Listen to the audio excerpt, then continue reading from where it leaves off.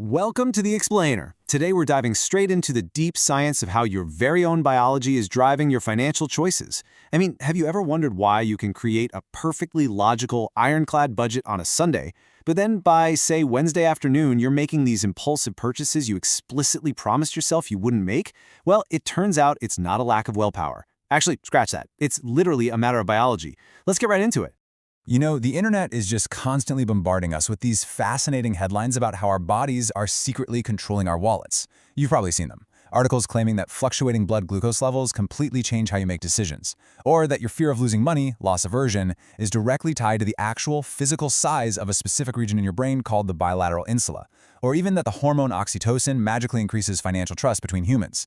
It sounds wild, right? Like it's promising this hidden key to understanding all of our financial missteps. But here's the kicker. When you try to actually read the rigorous science behind these catchy titles, you usually just hit a massive wall of noise. You try to access the primary source and bam! You're greeted with a ridiculous error message telling you your browser is checking a reCAPTCHA, or you get this glaring block of text saying, sorry, you have been blocked. Cloudflare, Ray ID, blah, blah, blah. Or perhaps my absolute favorite from the medical databases, advanced features are temporarily unavailable. It is so incredibly frustrating when you just want to understand the actual data without paying a fortune for academic journal access or fighting with security firewalls.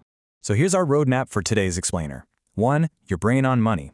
2. The hydrocortisone experiment. 3. Stress makes us impatient. 4. Managing financial anxiety. And 5. The meditation solution. Starting off with Section 1, your brain on money.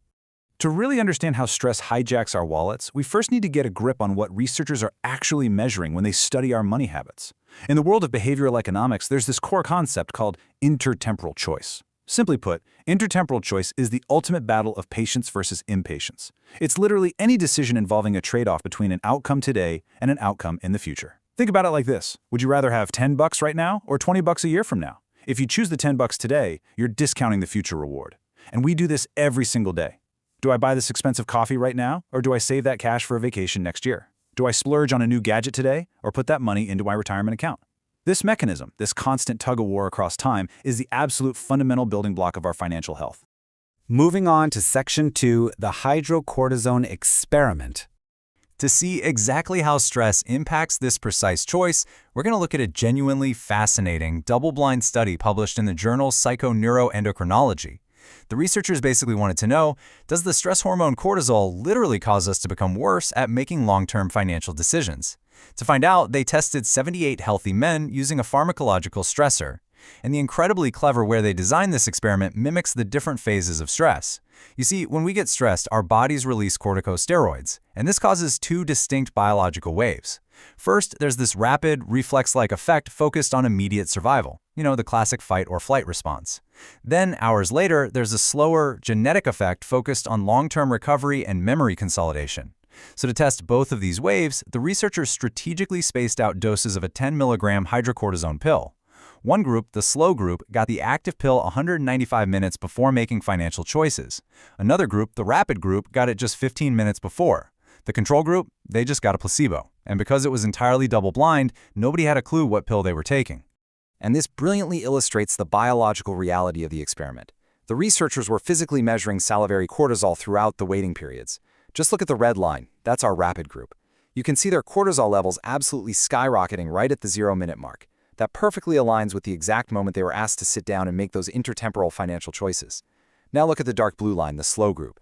Their cortisol peaked hours ago, and it essentially returned to baseline right as the testing began. This allowed the researchers to isolate and test those lingering, slower genetic effects. It's just a beautifully designed test of acute, present-moment stress versus post-stress recovery.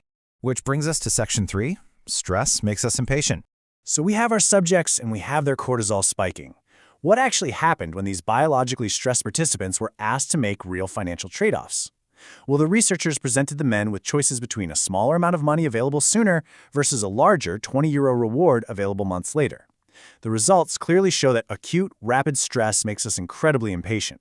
The rapid cortisol group, the ones actively riding that red line hormone spike we just saw, showed a strongly increased preference for the small, immediate reward. Their brains were essentially hijacked, forcing them to prioritize immediate, short-term relief over long-term gains. Meanwhile, the slow cortisol group, the guys who were 3 hours post-stress, showed no significant effect on their behavior at all. Their choices mirrored the completely unstressed placebo group. To really put into perspective just how dramatic this biological hijacking was, the researchers calculated the annual discount rate for these groups. The unstressed placebo group demanded an interest rate of about 31% to be willing to wait for a future payout. But the rapid cortisol group, their discount rate skyrocketed by 33 percentage points, hitting a staggering 64%. So, the absolute crucial takeaway here is this. Just a 10 milligram dose of a stress hormone meant these men demanded more than double the interest to be willing to demonstrate financial patience. Their ability to value the future essentially collapsed under the weight of acute biological stress. This chart right here vividly visualizes that exact drop in patience.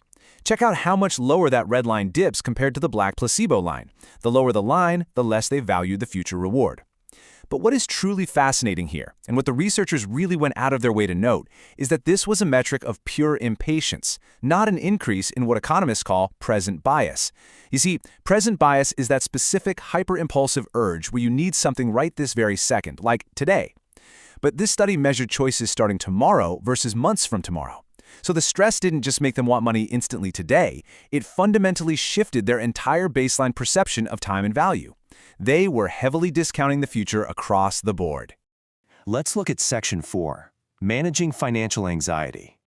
Now that we've proven in a rigorous clinical setting that acute stress biologically sabotages our financial patience, how do we actually use this data? I mean, how do we stop making bad money choices in the real world when our boss yells at us, or our car breaks down, and our cortisol spikes? To find the antidote, we have to look at the specific brain structures involved. The hydrocortisone study noted that rapid corticosteroid effects primarily target emotion and arousal-related brain areas, specifically the amygdala.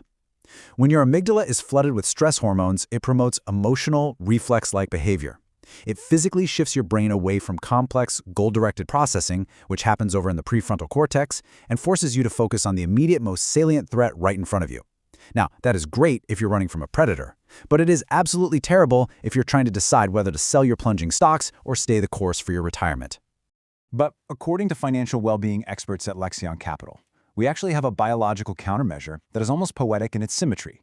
The exact parts of the brain that stress attacks, mindfulness repairs. While stress increases amygdala activity to force those short-term reflexes, meditation literally decreases activity in the amygdala, calming down that emotional processing. And it gets even better. Meditation actively increases gray matter in the prefrontal cortex, the exact region responsible for the decision-making, attention, and impulse control required for smart intertemporal choices. And that leads us to Section 5, the meditation solution. May happens to be National Meditation Month. And based on the science we've just covered, it turns out it's also the perfect time to start building your financial well-being. Now look, starting a practice can sound a little intimidating, especially if you're already feeling stressed out about money. But it really doesn't have to be. It's incredibly straightforward. First, set aside some uninterrupted time. Second, choose a quiet, comfortable space without distractions. Third, just focus on your breath, taking deep breaths and simply noticing the sensation of air moving in and out. And finally, and honestly most importantly, when your thoughts inevitably start to drift to that unpaid bill or some crazy work deadline, just notice it and gently bring your focus right back to your breath. You don't need to sit there for hours like a monk. Just a few minutes a day begins to quiet that constant chatter in your head. By cultivating this state of mindfulness, you are literally rewiring your brain to handle financial trade-offs better. You start to become much more aware of your emotions around money. So when the cortisol hits in the real world, a mindful brain is way better equipped to pause, engage the prefrontal cortex, and completely avoid those stressed out, hyper-impatient, impulsive choices that the laboratory experiment just warned us about. You basically transform from making reflexive reactions to making deliberate, thoughtful decisions. The science is incredibly clear here. Your biology dictates your financial patience. The only question is whether you're going to let your stress hormones run the show or if you're going to take control of the narrative. So I'll leave you with this provocative thought to ponder. The next time you sit down to make a major financial decision, will your brain be reacting to an invisible spike of stress, or will it be responding with focused mindfulness? Take a deep breath, think about your own intertemporal choices this week, and we will see you in the next explainer.